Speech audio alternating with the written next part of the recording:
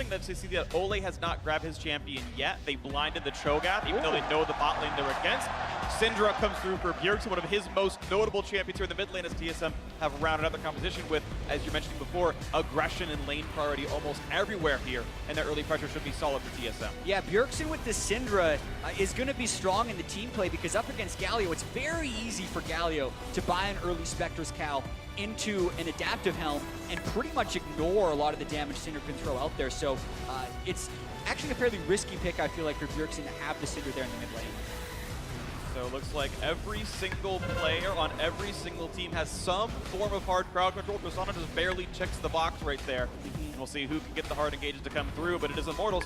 Though they have the Cho'Gath top to add a little bit, it is a lot of emphasis on Cody's son for the late game damage output. TSM much more well-rounded in that regard. And with the last pick Morgana here, it also puts a lot of emphasis on the timings for Ole. Rakan, his initiations are so quick, you also have to worry about your spacing so that two members do not get caught up. Yeah, Ole was playing Morgana before a lot of other guys were in the North American LCS. Even the Spring Split Ole, it almost seemed like he could only play those skill shot champions, and he's diversified a lot in the Summer Split, so definitely a lot of comfort there on the Morg. But as Kobe just mentioned, an incredibly high burden for execution against this TSM composition to get those black shields at just the right time.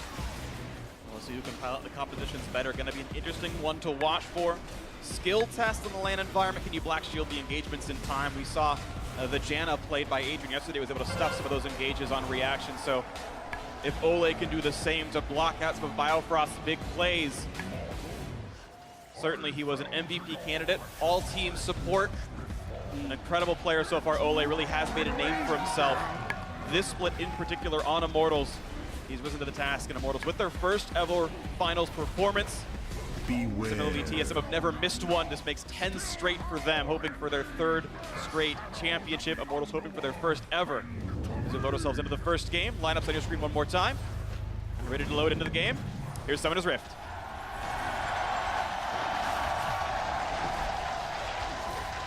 In these high-pressure environments on the stage in front of thousands of people, oftentimes teams can be a little bit lax on the basics and the fundamentals early on in the game. Yesterday, we saw so many level 1 kills in the third place match. Even simple preparation, things like that, or special moves you have planned to try and get advantages in level 1, teams bring those out in big moments like this. That's why it's so important. There are a lot of veterans in this first game. Smithy, Pobelter, most of TSM been here before on this stage. And Biofrost has already snuck his way into the Immortals jungle.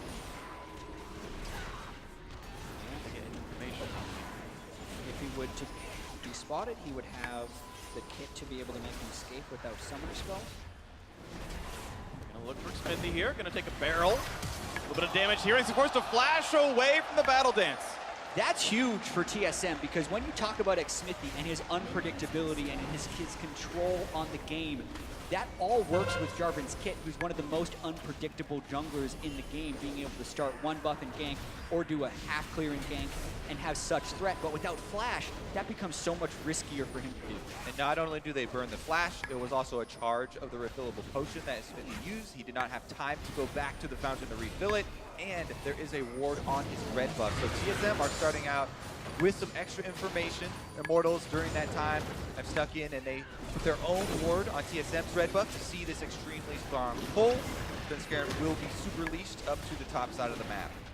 One more auto to smite range, and he's actually going to save that summoner spell, it looks like, and use it for another camp later on. He can lift one without too much difficulty. And yeah, Sven basically a full camp ahead right now as Jarvan goes to his own camp.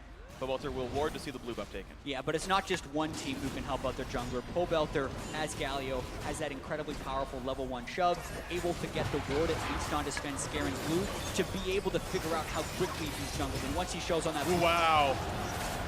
Cody's son without rocket jump yet. He's still level 1, has to burn another flash. That is 2 Biofrost, has already pulled summoners out. Biofrost is playing without Spear here in the finals. Too many minions to go for that. The Immortals had the wave push right there. That would have been a rocket jump in and you know, force summoners out of TSM, but TSM had shoved more early on. No way to go in for that.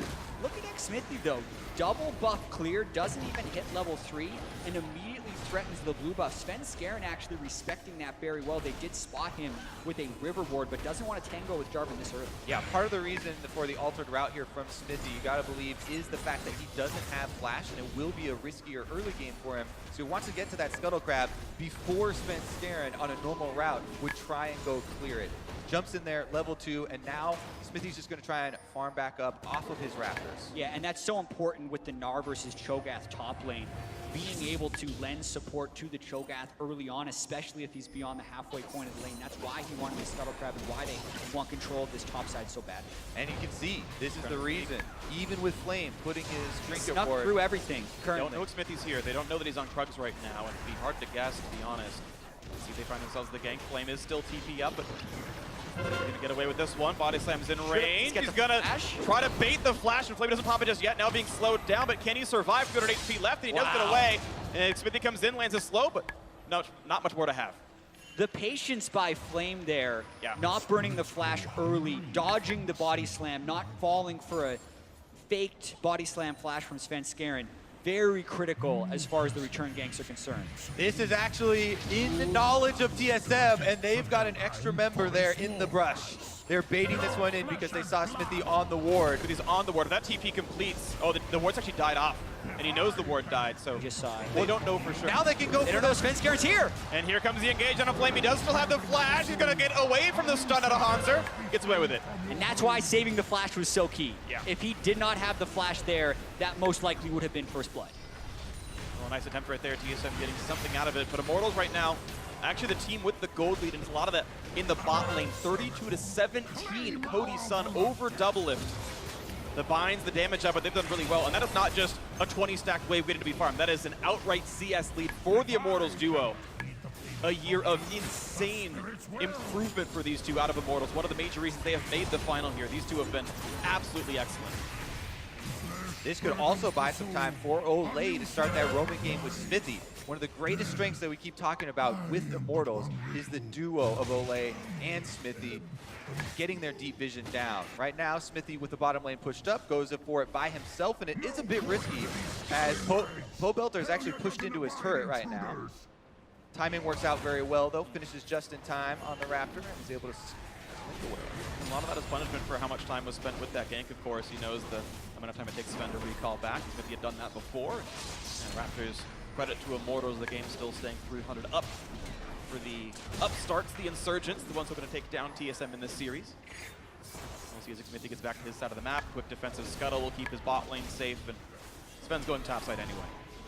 Yeah, I also want to point out the support itemization here. So many people have been going Ancient Coin on every support, whereas Ole did opt to go for the Frostbang this game. That is part of the reason they were able to threaten so much in the 2v2, the added damage as well as AP from that item, even though long-term is going to earn less gold than Biofrost's Ancient Coin. It has helped in granting the CS lead bottom. The other thing that helps there is that Olay is actually landing his bindings in lane and hitting that harassment. Oftentimes, the Morgana lanes will swing very heavily depending on the skill shot accuracy.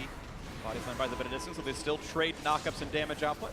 Forces the camp to reset, so Smithy losing a few more seconds. Sven right now still holding a level lead over his opponent. Waveler comes through, Ole wants a bind, gets it over the wall, lands it, forces the cleanse out. Bjergsen stays safe. Still relatively big there because Pobelter can use Flash Taunt on the Galio the next time Bjergsen's there and potentially force the flash. That's why it's incredibly important to pay attention to these river wards. The early game pink wards coming out. Control ward on the bottom side to allow that route for Olay to roam up. They want to keep that clear, so every time that the bottom lane of Immortals do get lane pressure, they can try and threaten mid lane as well. And some of that priority is actually how Pobelter played the lane. He recalled and TP'd back in around level 3 with a control ward, put that down in that brush you can see in the minimap there, and he's kept that alive the entire time. So there's always a safe path up for Olay. Another bind lands, and you can see the chunk on a double lift there, already going to half health. Just the Doran's Blade and his Keystone Master to sustain him. So a lot of early pressure being applied by Immortals here. Also hitting level 6 on the Galio and the Cho'Gath. It might be time for them to make a play.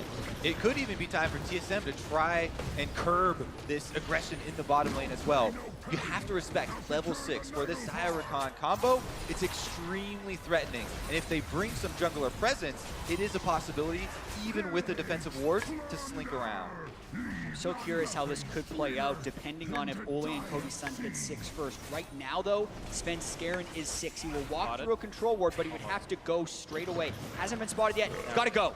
All right, well, Black Shield is available. He's got to get somehow past Cody's Sun. Black Shield is Time it. late. He laid on the Black Shield. The Featherstorm could come through. Jumps away with the explosive cast. Grabs first blood. Cody's Sun just barely got his flashback. So goes down. Two things happened right there. Cody Sun was trying to time his rocket jump so he could ignore the CC of the body slam, but he cast it too early, got hit by it, and the Black Shield was missing. That's the key. There's no reason to have to rely on that. Ole was further up the lane, so Cody Sun was very clearly the target here, and there's no reason not to early Black Shield in this scenario right there. It cost them first blood, and the veterans are able to strike first.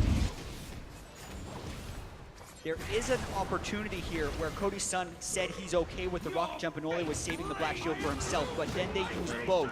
Black Shield late and the rocket jump is down. The only thing Ole would have saved it for would be to use it on himself if there was a flash recon initiation onto him instead. But using his summoner spell early would have got them out. Regardless, this leaves us in a world where TSM's bottom lane completely fires back. They right the ship, even though the kill didn't actually go over. Pushing them out and getting the kill evened up the CS. And we have to credit the timing of that game from Svenskeren. Cody Sun and Ole were pushed up in lane because they've had the advantage and were about to hit level 6 and seriously threatened. And they had the control ward in the river, but because Svenskeren ganked at level 6 without hesitation, the instant he was spotted by that ward, he moved into the lane. It helped in securing that first blood. Taking away some of the farm away from Smith, but now maybe a repeat, an attempt. Looking to force Bjergsen now, he gets away with it. Gets some of the gold taken away. Now this time around, an early enough Black Shield prevents the quickness from doing much. Out back goes Double Lift, and Biofrost nearly goes down. Somebody comes in time for the Xayah to keep the Lover alive, and Ethan's bot lane stays up for it. Teleports for top lane are available as well, and even though they have to worry about interruptions, these bottom lane skirmishes could very well develop into more members joining the party very quickly once the summoner spells start to go down. Galio and Jarvan are on their way, or at least threatening. They need to push them off the turret. Depending on how much respect is given, dictates whether or not Immortals send more. Looks like TSM still kind of sitting around. Got Double Lift wanting XP, they know the wave is mostly gone, and no dive just yet. As soon as he sees Poe Belter back in lane, he knows he's out of range for that Galio ultimate, so Double Lift comes back to the wave, doesn't want to give up any more experience.